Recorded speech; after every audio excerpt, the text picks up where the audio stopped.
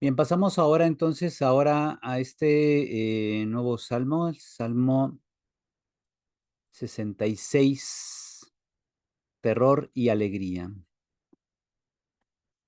El texto dice así: al maestro de coro, cántico, salmo.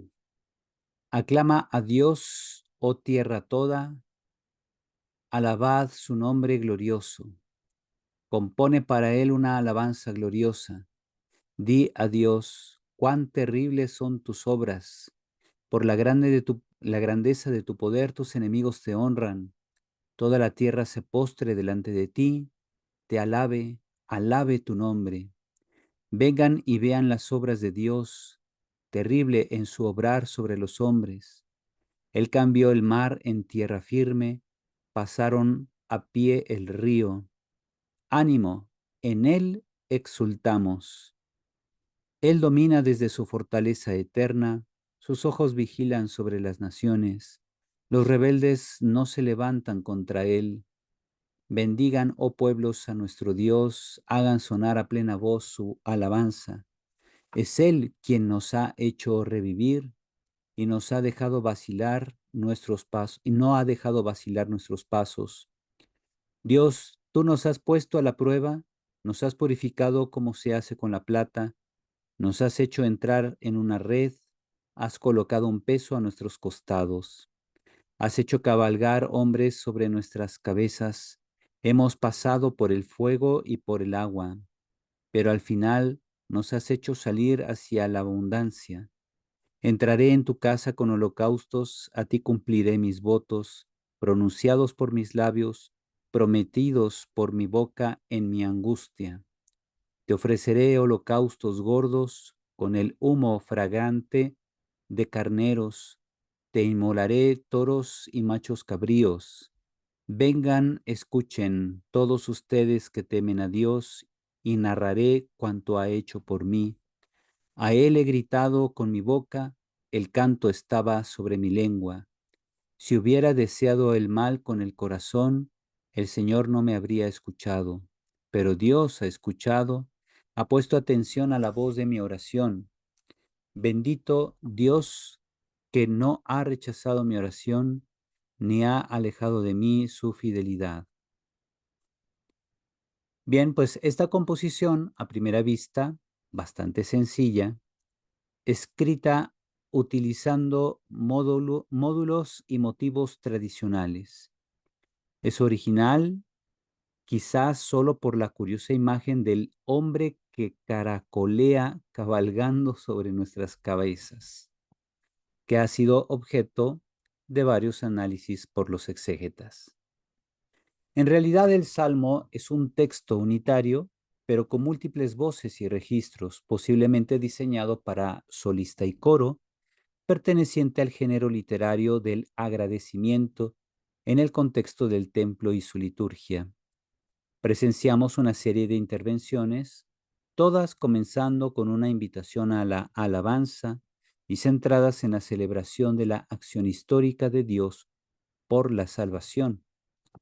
Las primeras tres intervenciones son comunitarias, que tenemos en los versículos 1 al 4, 5 al 7 y 8 al 12. Luego se presentan dos estrofas para solista, los versículos 13 al 15 y 16 al 20, que expresan su acción de gracias en representación de toda la comunidad. Por ejemplo, aquí ponemos aquí, había faltado del 13 al 15. Entraré en tu casa con holocaustos, a ti cumpliré mis votos, pronunciados por mis labios, prometidos por mi boca en mi angustia. Te ofreceré holocaustos gordos con el humo fragante de carneros, te inmolaré toros y machos cabríos. Vengan, escuchen todos ustedes que temen a Dios y narraré cuanto ha hecho por mí. A él he gritado con mi boca, el canto estaba sobre mi lengua. Si hubiera deseado el mal con el corazón, el Señor no me habría escuchado. Pero Dios ha escuchado, ha puesto atención a la voz de mi oración. Bendito Dios que no ha rechazado mi oración, ni ha alejado de mí su fidelidad. Bien, de toda la tierra surge una sinfonía que exalta el esplendor de la acción divina. Estamos entonces ante un canto coral que está cantado pues prácticamente por todo el mundo. La acción se manifiesta tanto en la naturaleza como en la historia, según una perspectiva característica de la Biblia. El Salmo pone énfasis en el artículo central de la fe del credo de Israel, el éxodo de la esclavitud egipcia. Las voces corales que se suceden en las primeras tres estrofas del himno agradecen por el don de la libertad. El Mar Rojo con Moisés y el río Jordán con Josué son las dos fronteras históricas y salvíficas que marcan el nacimiento de Israel como pueblo y comunidad santa. Esta conquista, que debe ser conservada y protegida constantemente, se describe en los versículos 10 al 12 con imágenes seriales de pruebas usadas en las súplicas sálmicas. Vemos los versículos 10 al 12. Dios, tú nos has puesto a la prueba, nos has purificado como se hace con la plata, nos has hecho entrar en una red, has colocado un peso a nuestros costados, has hecho cabalgar hombres sobre nuestras cabezas. Hemos pasado por el fuego y por el agua, pero al final nos has hecho salir hacia la abundancia. Ujú. Las imágenes usadas entonces son convencionales, pero siempre vívidas. El crisol del versículo 10 tal vez se refiere a la atmósfera tórrida del desierto de Israel, que Israel, perdón, atravesó en su camino hacia la tierra prometida. O sea, el crisol, ¿para qué sirve? Pues para ir purificando un metal. Se le somete al fuego y así se van sacando las impurezas. Bueno, pues el paso por el desierto pudo haber sido una especie de crisol, precisamente para ir purificando al pueblo que iba de camino, que dejar atrás, por ejemplo, toda tentación de idolatría, toda tentación de sospecha contra Dios, para entonces poder agradecer el don de la tierra prometida.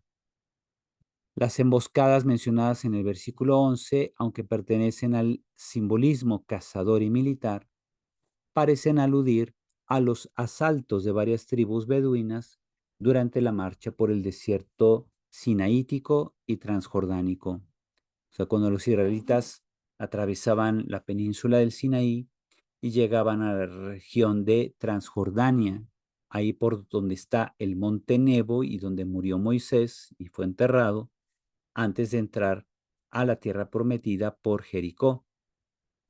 La imagen de la cacería prevalece sobre la militar al hablar del peso impuesto a los flancos.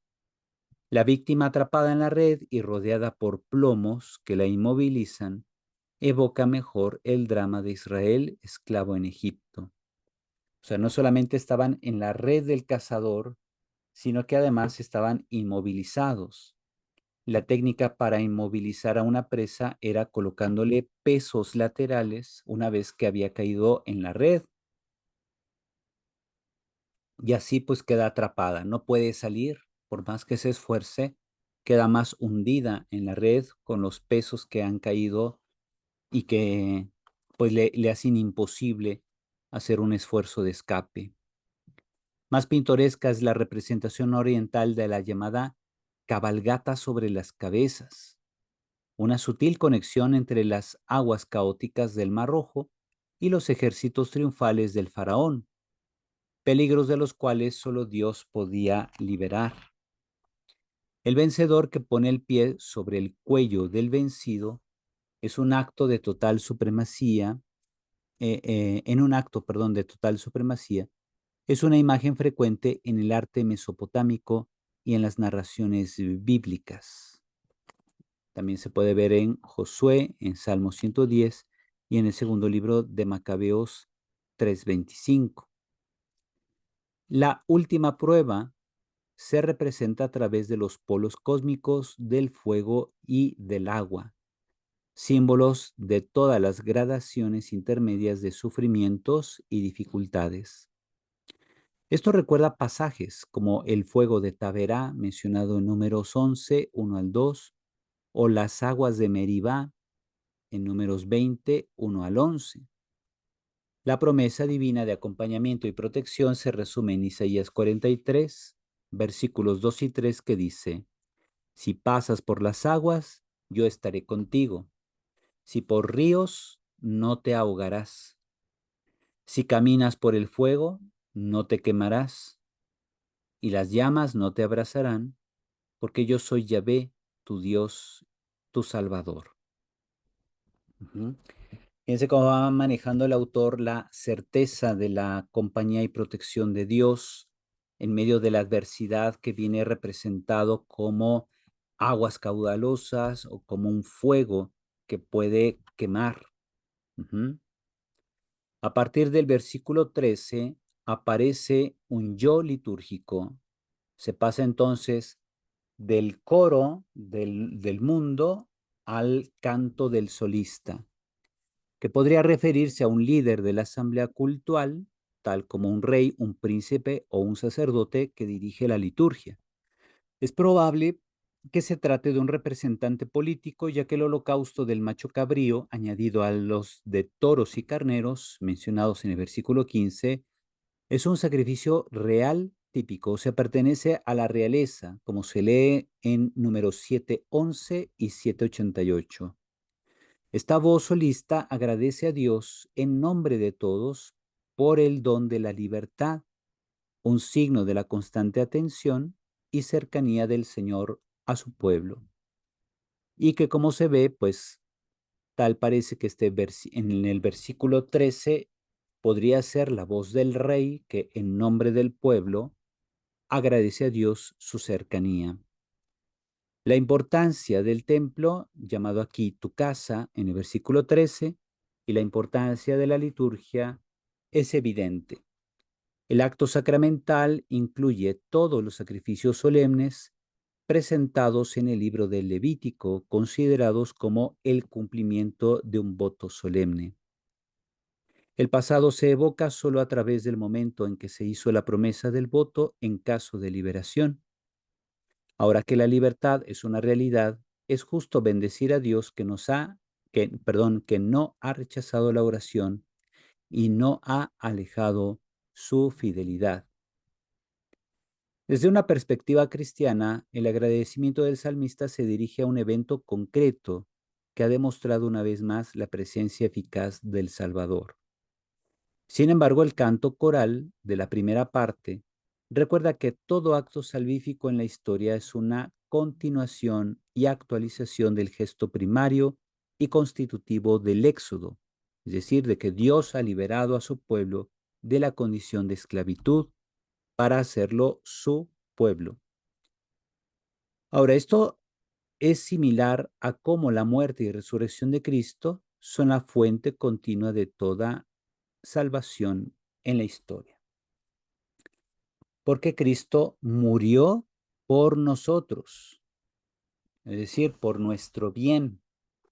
No solo murió por nosotros porque la humanidad fue causante de la muerte de Jesús, sino que la finalidad era redimir al género humano. Y la resurrección tampoco vino solo en beneficio de Jesús, que quedó librado de la muerte, sino que la resurrección hace que Jesús sea capaz entonces de resucitar a todos y destinarlos también a la vida eterna con Él. Ujú. Mira nada más qué imagen tan bonita salió aquí de la inteligencia artificial, ¿no? De que le pide, a ver, hazme un Jesús subiendo al cielo, y pues lo representa así, como si fuera un pintor, ¿verdad? Ya, a esos niveles estamos. Bien, el Salmo 66 por parte de los padres de la Iglesia ha sido objeto de numerosos comentarios. Los padres lo han interpretado de diversas formas, tanto literal como alegóricamente. A continuación se presentan algunos comentarios destacados. Tenemos para empezar San Agustín, el obispo de Hipona, en sus exposiciones sobre los salmos.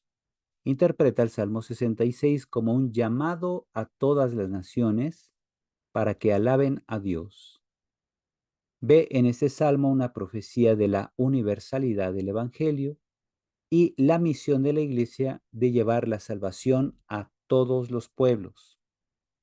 San Agustín subraya la importancia de la alabanza y la gratitud hacia Dios por sus obras maravillosas y su intervención en la historia. Aquí se fijan los primeros versículos son muy hermosos, ¿verdad? Que dicen, aclama a Dios, oh tierra toda. En la liturgia de las horas leemos, aclama al Señor, tierra entera, servid al Señor con alegría, ¿verdad? Alabad su nombre glorioso. Compone para él una alabanza gloriosa. Di a Dios cuán terribles, o sea, cuán grandes son tus obras. Esto de terrible no solo alude a la grandeza de algo creado, sino a la fuerza, la potencia que encierra en sí una criatura como un huracán, por ejemplo, un terremoto, ¿verdad? ¿Cuándo el ser humano será capaz de hacer algo semejante a un huracán? Pues no, o sea, supera enteramente eso. El hombre pues puede hacer bombas atómicas que pues destruyen, ¿no? Pero un huracán puede producir, por ejemplo, lluvias, no solamente torrenciales que pueden ahogar gente, sino también lluvias que permitan la siembra. Pero una bomba atómica todo lo destruye, la radiación todo lo mata. Entonces, el ser humano no puede hacer algo que al mismo tiempo sea poderoso y pueda traer un beneficio. Un huracán puede traer beneficios. Ajá. El chiste nada más es, pues ahí cuidarse, ¿no? Cuidarse de no estar en medio de la fuerza de un viento que, como pasó ayer aquí en Ciudad de México, que se cayó un árbol sobre un carro. No sé si vieron ahí en la televisión que cayó un carro sobre, cayó un árbol de 20 metros de altura sobre un carro. Lamentablemente murió una mujer que estaba ahí en el carro, pero sobrevivió su hijo, un bebé que estaba ahí también y que pudieron sacar ahí los bomberos y está ileso. Y el papá, el esposo de la señora, creo que había bajado del carro para comprar algo, no sé qué iba a hacer. Y pues cuando regresó ya el carro estaba aplastado por el árbol. Imagínense el trauma que está pasando este señor. Y entonces les digo, también el, la fuerza de la naturaleza puede ser muy grande, causa terror. La fuerza de la naturaleza, por tanto, es una criatura, como criatura de Dios, también es terrible. Por eso ahí se habla cuán terribles son tus obras. Podremos pensar que terrible pues, significa que están mal hechas o que son abominables o que sí. No, simplemente encierran en sí mismas un poder tan grande que al ser humano lo deja anonadado, sorprendido. Ajá.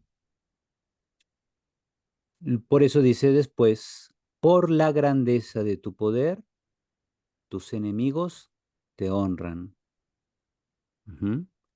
O sea, incluso aquellos que no conocen a Dios pueden darse cuenta y, como dicen, se quitan el sombrero ante la fuerza de la naturaleza. Ajá. Ahora, desde el quien tiene fe, pues toda la tierra se postre delante de ti y te alabe, alabe tu nombre. Vengan y vean las obras de Dios. Terrible es su obrar sobre los hombres. Pues sí, imagínense una granizada, una inundación, el calor extremo, ¿verdad? Que siempre ha habido también momentos de calor extremo, aunque no haya contaminación. Sabemos que muchos dicen no es lo mismo cambio climático que calentamiento global. El calentamiento global es producido por diversos factores, entre ellos el ser humano, que ha aumentado la cantidad de ciertos tipos de gases en la atmósfera que generan este fenómeno de invernadero. Pero el cambio climático es algo natural que ocurre cada X tiempo, no exactamente hay épocas precisas, como también hay enfriamientos de cambio climático de enfriamiento, como fue o han sido todas las eras glaciales, que más o menos oscilan entre cada 12.000 o 15.000 años. Entonces, quienes llevan un estudio de los registros del hielo congelado de la Antártida y de otros lugares del mundo, donde meten ahí cilindros para sacar muestras de hielo de los miles o millones de años del pasado, se han dado cuenta que entre cada 12.000 y 15.000 años hay una era glacial. Y la última era glacial fue hace 12.000 años. Así que agárrense. Cualquier momento puede empezar una era glacial, a pesar de estar hablando aquí del calentamiento global. La Tierra, cada 12.000, 15.000 años, entra en una especie de pausa, que obviamente no es que dependa de la Tierra, no es un ciclo que dependa de la Tierra, sino que depende del Sol. Cuando el Sol, por tiempo prolongado, deja de producir manchas solares, se desploma la temperatura de la Tierra. Ujú.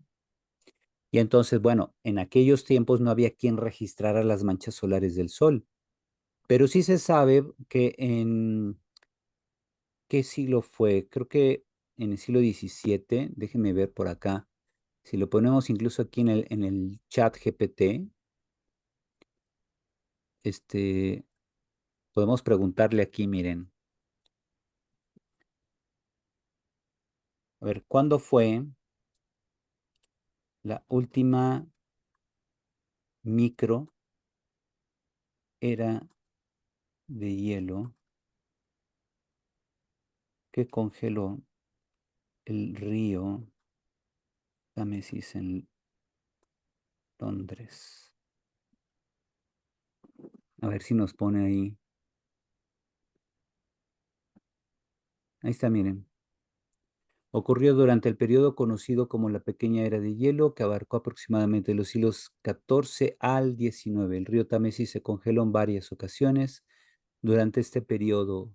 Una de las congelaciones más destacadas fue del invierno de 1814, cuando se celebró la última Frost Fair, la feria del hielo sobre el río congelado.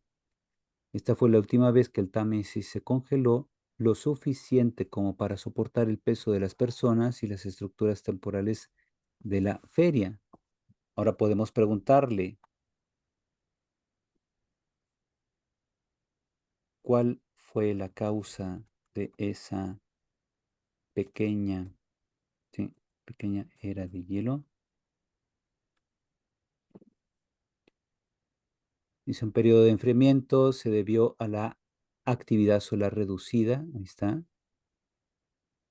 Dice, hubo una reducción de la actividad solar conocida como el mínimo de Maunder de 1645 a 1715, donde se observaron muy pocas manchas solares. La disminución en la actividad solar pudo haber contribuido al enfriamiento global. Luego también actividad volcánica aumentada, que hubo diversos volcanes que hicieron erupción y la ceniza fue bloqueando un poco la luz solar. También hubo cambios en las corrientes oceánicas, como se están dando ahora, Sí. como la desaceleración de la corriente del Golfo. Pudieron haber distribuido el calor en los océanos y afectado el clima. Retroalimentación de hielo y la nieve. El aumento de la acumulación de nieve y hielo en algunas regiones aumentó el albedo de la Tierra, que es el reflejo de la luz solar, lo que a su vez causó más enfriamiento. Y factores humanos, aunque menos influyentes en el cambio climático actual, las actividades humanas como la deforestación y cambios en el uso del suelo también pudieron haber tenido un impacto en el clima local.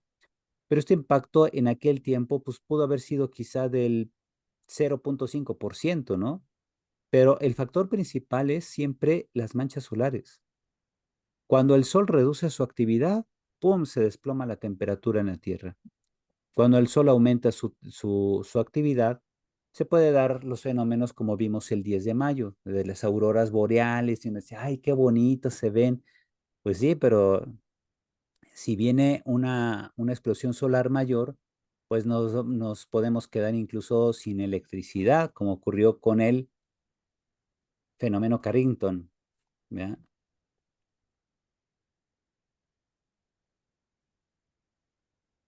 Ahí le digo, explica el fenómeno Carrington de 1859.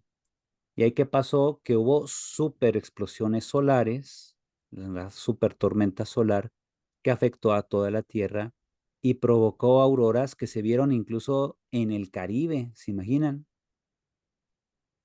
Entonces, estas auroras boreales no solo se vieron en México, sino aquí en zonas muy bajas con respecto a las,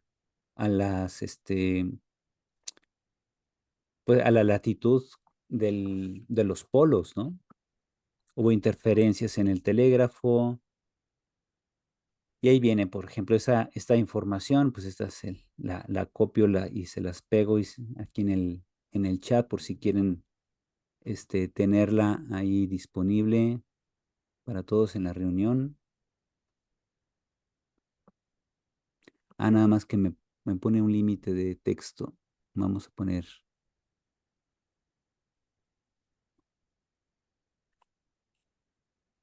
ahí está la primera parte, una segunda parte, y ahí está la tercera. No sé si les apareció o no les apareció. Creo que no, ¿verdad?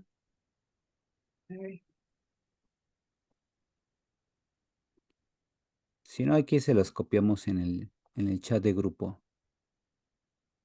Aquí sí se puede poner todo de un jalón. Para lo del fenómeno Carrington. Fíjense, el fenómeno Carrington fue esto, fue producido por unas explosiones solares tremendísimas. El evento Carrington dice una poderosa tormenta solar que ocurrió en septiembre de 1859. Es el evento geomagnético más fuerte registrado en la historia y tiene una gran importancia por su impacto en la tecnología y la comprensión de la actividad solar. Bien, de esto del fenómeno Carrington dicen, si ocurriera nuevamente en nuestras fechas este fenómeno, que es un fenómeno natural, que es lo que dice el salmista, terribles son tus obras, Señor. Si el Sol emitiera una llamarada solar como la que ocurrió el 1 de septiembre de 1859, muy probablemente todo el planeta Tierra se quedaría sin electricidad y por varios meses. ¿Por qué? Porque las partículas de alta energía del Sol que vienen en el viento solar, que es plasma solar arrojado por el Sol, que viajan a una velocidad tremendísima, cuando impactan la atmósfera, bueno, impactan la magnetosfera, la magnetizan a tal grado que impiden que los aparatos eléctricos puedan estar prendidos aquí en la Tierra, porque toda la atmósfera quedaría magnetizada. Y entonces lo peor no es que no hubiera electricidad, sino que ¿saben qué pasaría? Lo más trágico sería que toda la información bancaria que se guarda en discos duros y todo eso se borraría. Toda la información que se guarda en discos duros de computadoras, incluso en la nube, todo quedaría borrado porque se magnetizaría la atmósfera.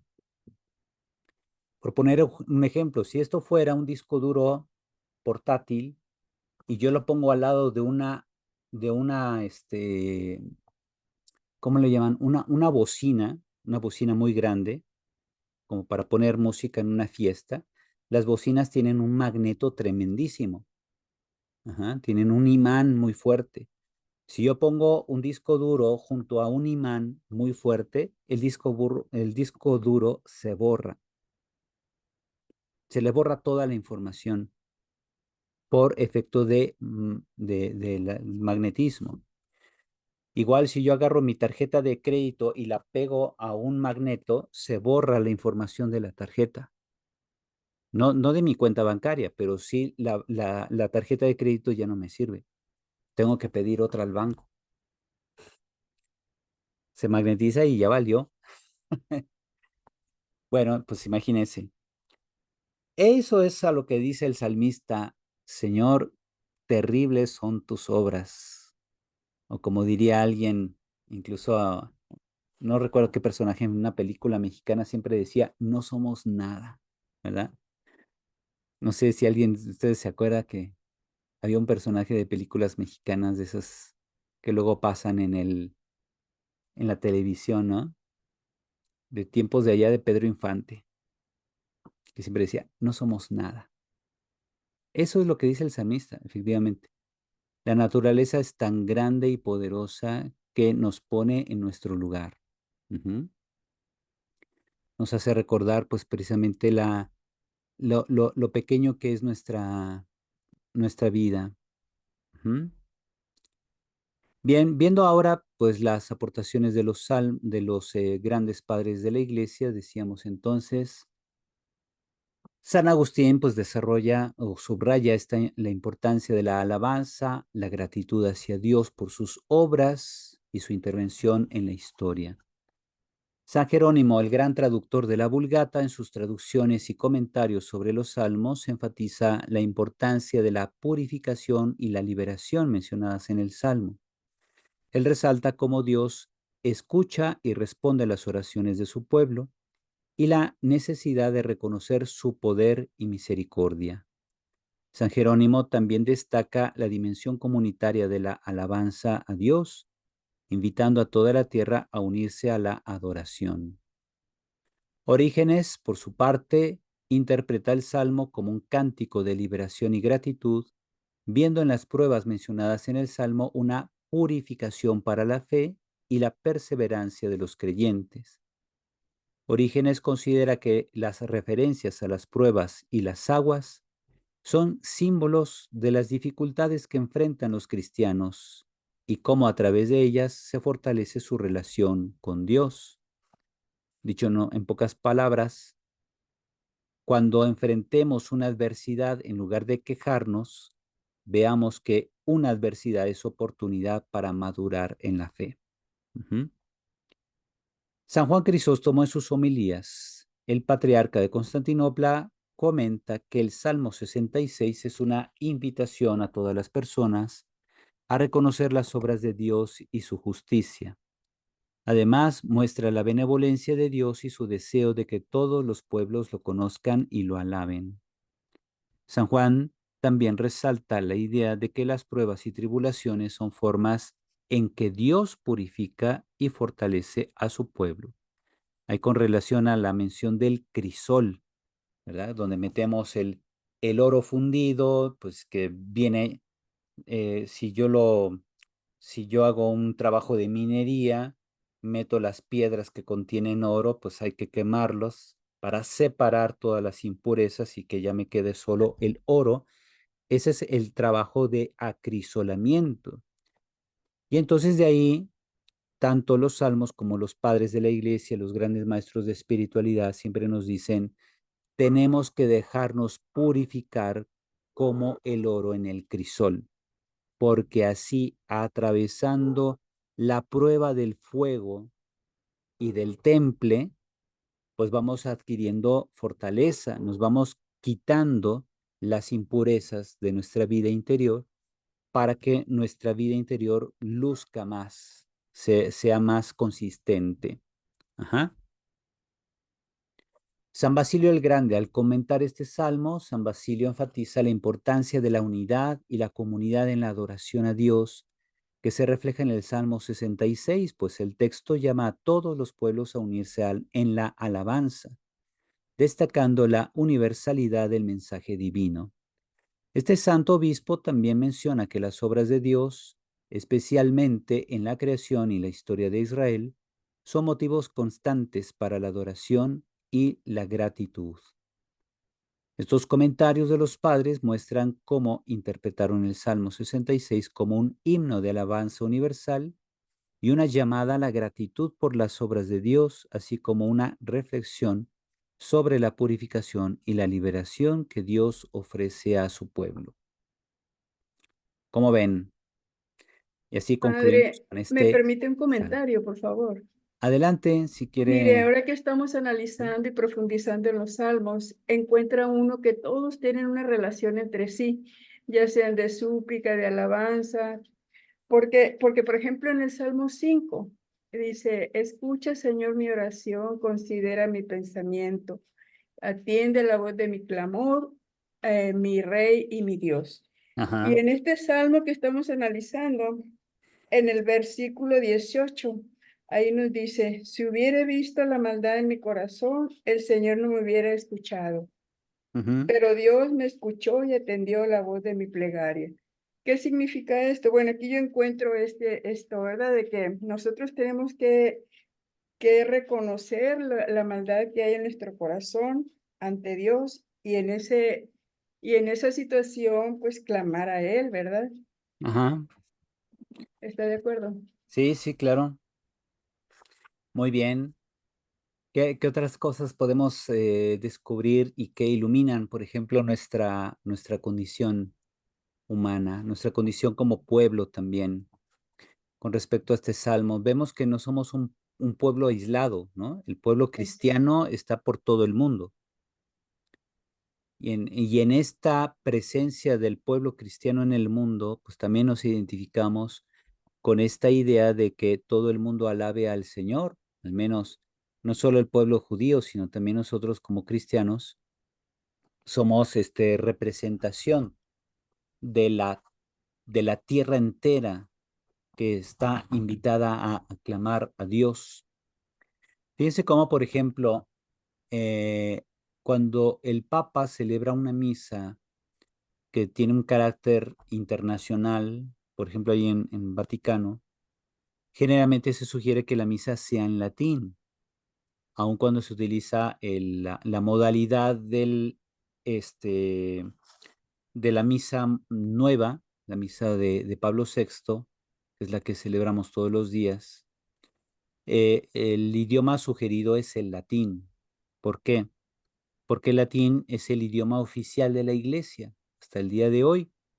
Todos los documentos, decretos y sobre todo digamos, las decisiones tomadas por el Papa, como la elección de obispos o la canonización de algún santo, etcétera, el documento oficial siempre sale en latín porque es el idioma universal de la iglesia.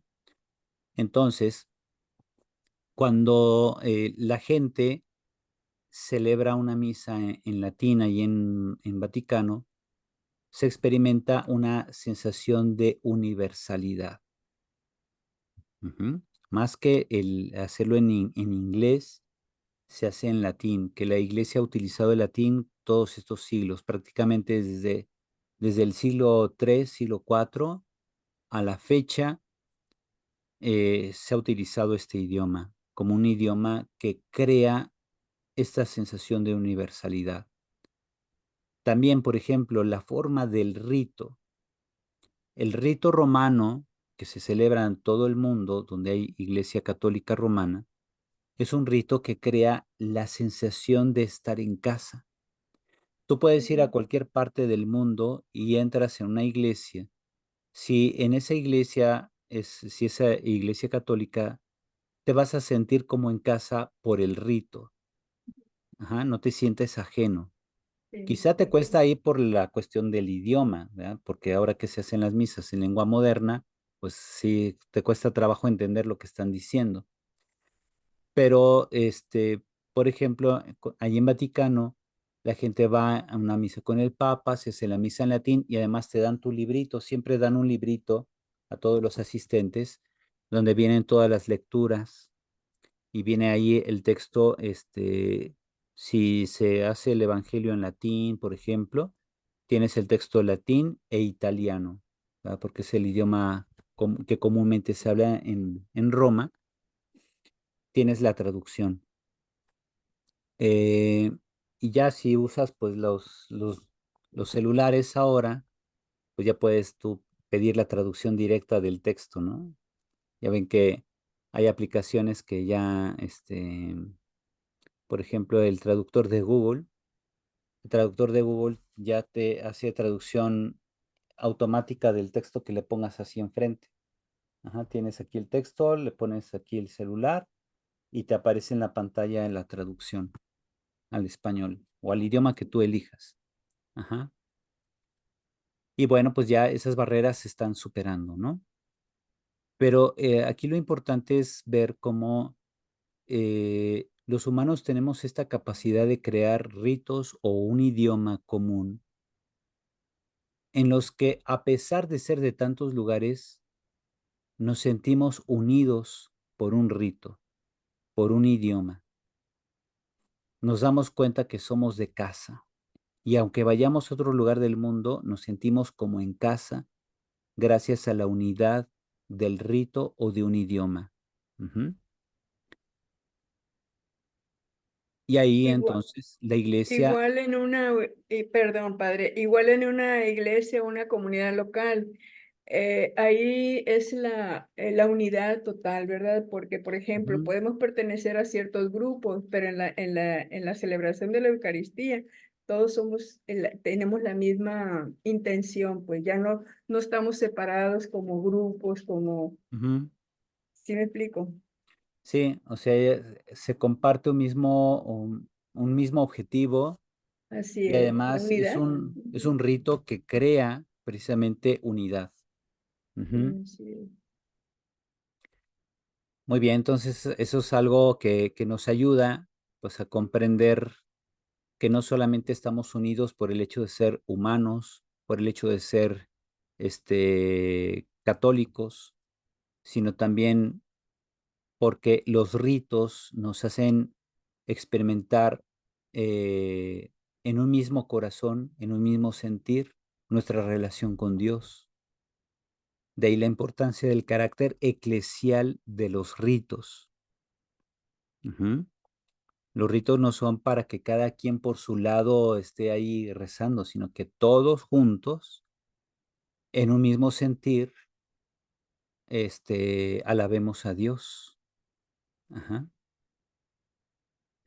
Muy bien, pues vamos a tomar nuestro último descanso para, ahorita volver y pasar a nuestro siguiente salmo, que en esta ocasión es el Salmo 67. La tierra ha dado su fruto.